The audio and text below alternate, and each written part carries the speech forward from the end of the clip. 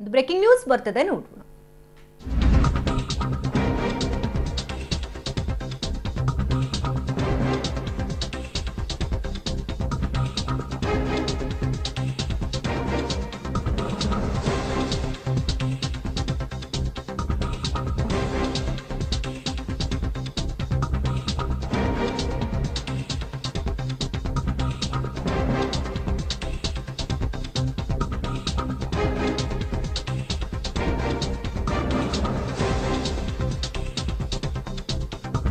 Operation ಕಮಲ audio ಏನಾಗುತ್ತೆ ಅನ್ನುವಂಥದ್ದು FIR ರದ್ದು ಕೋರಿ ಯಡಿಯೂರಪ್ಪನವರು ಸಲ್ಲಿಸಿದಂತಹ ಅರ್ಜಿ ಸಂಬಂಧ ಇವತ್ತು ಆದೇಶ ಹೊರಬೀಳುತ್ತೆ. ಕಲಬುರಗಿಯ ಹೈಕೋರ್ಟ್ ಪೀಠದಿಂದ ಇವತ್ತು ಆದೇಶ ಹೊರಬೀಳಲಿದೆ.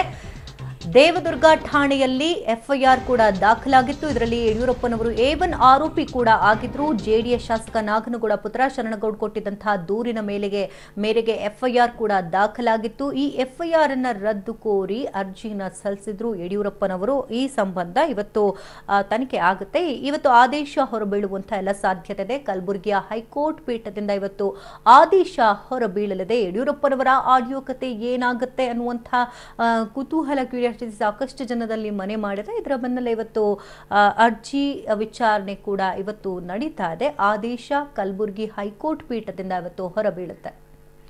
ಇನ್ನಷ್ಟು ಡೀಟೇಲ್ಸ್ ಅನ್ನ ಕಲೆ ಹಾಕೋಣ. ದೂರವಾಣಿ ಸಂಪರ್ಕದಲ್ಲಿ ಪ್ರವೀಣ್ ಇದ್ದಾರೆ. ಪ್ರವೀಣ್, ಎಫ್ಐಆರ್ ರದ್ದು ಕೋರಿ ಅರ್ಜಿಯನ್ನ ಸಲ್ಲಿಸಿದ್ರು. ಇವತ್ತು ಆದೇಶ ಹೊರಬೀಳುವಂತಹ ಸಾಧ್ಯತೆ ಇದೆ. ಏನಾಗಬಹುದು ಅಂತ? ಶಕುಂತಲಾ, ಪ್ರಮುಖವಾಗಿ 2 ದಿನದ ಹಿಂದೆ ಯಡಿಯೂರಪ್ಪ ಅವರು ದೇವದುರ್ಗ ಠಾಣೆಯಲ್ಲಿ ದಾಖಲಾದಂತಹ ಪ್ರಕರಣ ಕುರಿತು ರದ್ದು ಕೋರಿ ಒಂದು ಹೈಕೋರ್ಟ್ ಪೀಠಕ್ಕೆ ಅರ್ಜಿ ಸಲ್ಲಿಸಿದ್ರು. ಸೊ ಯಡಿಯೂರಪ್ಪ ಪರವಾಗಿ CV ನಾಗೇಶ್ ಅವರು ವಾದ ಮಂಡನೆ ಮಾಡಿದ್ದು, ಆ ಎಲ್ಲಾ ಒಂದು ವಾದ ಪ್ರತಿವಾದವನ್ನು ಆಲಿಸಿ ಇವತ್ತು ನ್ಯಾಯಮೂರ್ತಿಗಳು ಅಂತಿಮವಾದಂತಹ ತೀರ್ಪು ಕೊಡುವಂತಹ ಸಾಧ್ಯತೆ ಇದೆ. ಸುಮಾರು ಬೆಳಗ್ಗೆ 10:30ರಿಂದ 11 ಗಂಟೆವರೆಗೂ ಕೂಡ ಯಡಿಯೂರಪ್ಪನವರ ಆ ಒಂದು ಪ್ರಕರಣದ ತೀರ್ಪು ಹೊರಬೀಳುವ ಸಾಧ್ಯತೆ ಇದೆ. ಈಗಾಗಲೇ ಅಲ್ಲಿರುವಂತಹ ಹಿರಿಯ ವಕೀಲರು ಮತ್ತೊಂದಿಷ್ಟು ಜನರ ಆ ಒಂದು ವಕೀಲರನ್ನು ಕೇಳಿದ್ದೆ. ಆದ್ರೆ ಎಲ್ಲೋ ಒಂದು ಕಡೆ ಪ್ರಕರಣದ ಒಂದು ತನಿಖೆಗೆ ತಡೆ ನೀಡಬಹುದು ಅಂತ ಹೇಳಲಾಗ್ತಾ ಇದೆ. ಶಕುಂತಲಾ, ಥ್ಯಾಂಕ್ ಯು ಪ್ರವೀಣ್ ರೆಡ್ಡಿ ತಮ್ಮೆಲ್ಲ ಮಾಹಿತಿಗಾಗಿ. ಅಕ್ರಮ ಹಣ ವರ್ಗಾವಣೆ ಕೇಸ್ನಲ್ಲಿ ಜಾರಿ ನಿರ್ದೇಶನಾಲಯ ವಿಚಾರಣೆಗೆ ಹಾಜರಾಗುವಂತೆ ಡಿಕೆಶಿಗೆ ಈಗಾಗಲೇ ಸಮನ್ಸ್ ಕೊಟ್ಟಿತ್ತು. ಇದನ್ನು ತಡೆಕೋರಿ ಸಚಿವ ಡಿಕೆ ಶಿವಕುಮಾರ್ ಸಲ್ಲಿಸಿದಂತಹ ಅರ್ಜಿಯ ವಿಚಾರಣೆ ಇವತ್ತು ಕರ್ನಾಟಕ ಹೈಕೋರ್ಟ್ನಲ್ಲಿ ನಡೆಯುತ್ತೆ.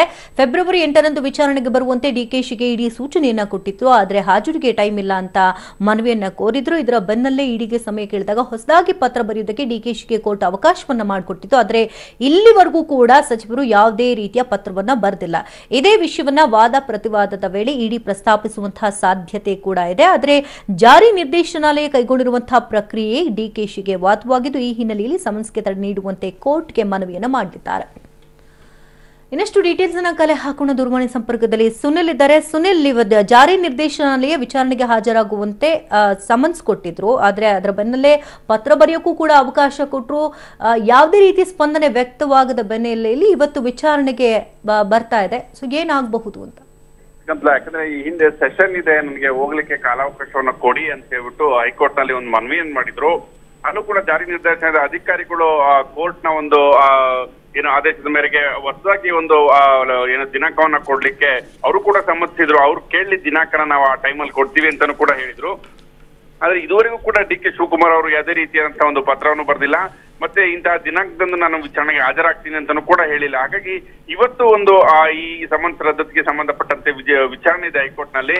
ಯಾವ ರೀತಿಯಾದಂತಹ ಒಂದು ವಾದ ಪ್ರತಿವಾದ ಅನ್ನೋದನ್ನ ನಡೆಯುತ್ತೆ, ಇಡಿ ಅಧಿಕಾರಿಗಳು ಡಿಕೆ ಶಿವಕುಮಾರ್ ಅವರ ಈ ವರ್ತನೆಯನ್ನ ಯಾವ ರೀತಿಯಾಗಿ ಹೈಕೋರ್ಟ್ ನಲ್ಲಿ ಮಂಡಿಸ್ತಾರೆ ಅನ್ನೋದು ನೋಡ್ಬೇಕಾಗುತ್ತೆ. ಥ್ಯಾಂಕ್ ಯು ಸುನಿಲ್ ತಮ್ಮೆಲ್ಲ ಡೀಟೇಲ್ಸ್ಗಾಗಿ. ಕಂಪ್ಲಿ ಗಣೇಶ್ ಕೂಡ ಜಾಮೀನಿಗಾಗಿ ಅರ್ಜಿಯನ್ನು ಸಲ್ಲಿಸಿದ್ದಾರೆ. ಸೊ ಆ ವಿಚಾರಣೆ ಕೂಡ ಇವತ್ತು ಬರುತ್ತೆ. ಏನಾಗುತ್ತೆ ನೋಡ್ಬೇಕು.